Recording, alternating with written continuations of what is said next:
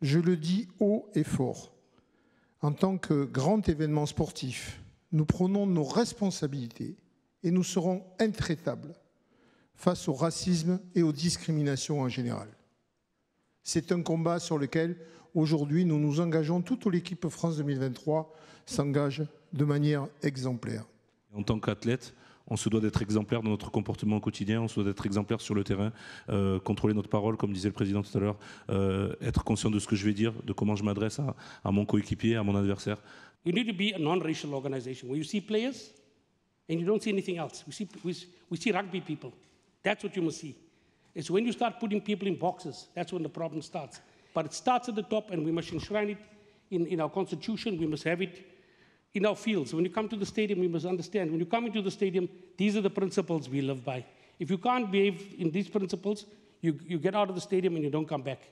And that's the way we need to drive this. If we allow it to creep in, it's not going to go away.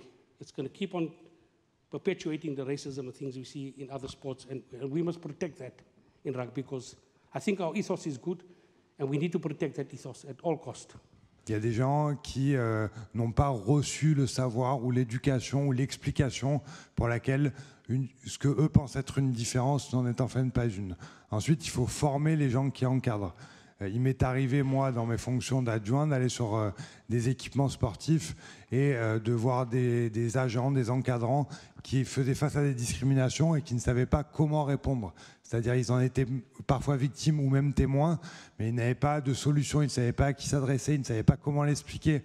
Ils étaient un peu gênés, donc du coup, ils ne le disaient pas. Aussi, vous avez un rôle de modèle, d'incarnation, effectivement, parce que si effectivement l'idée c'est bien de transformer et d'éviter que les situations de racisme et de discrimination, je dirais, ne gangrènent davantage ou ne prennent davantage d'espace dans le monde même du rugby, le rugby peut aussi, au nom des valeurs dont vous venez de parler, être ambassadeur d'autres choses pour d'autres types de sports à travers le monde. C'est très important, la question de l'attitude, la question de ce dont on est porteur, et de ne pas se laisser parfois dans la société écraser par ceux qui disent que la lutte contre le racisme, ça va trop loin.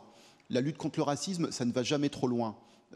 La lutte contre le sexisme, ça ne va jamais trop loin. Et la lutte contre l'homophobie, ça ne va jamais trop loin. Je le répète, le rugby repose sur des valeurs de fraternité, d'inclusion et de solidarité essentielles dans notre société, en particulier aujourd'hui. Pour nous, 2023 doit et sera la richesse de la mixité. We've got a beautiful game.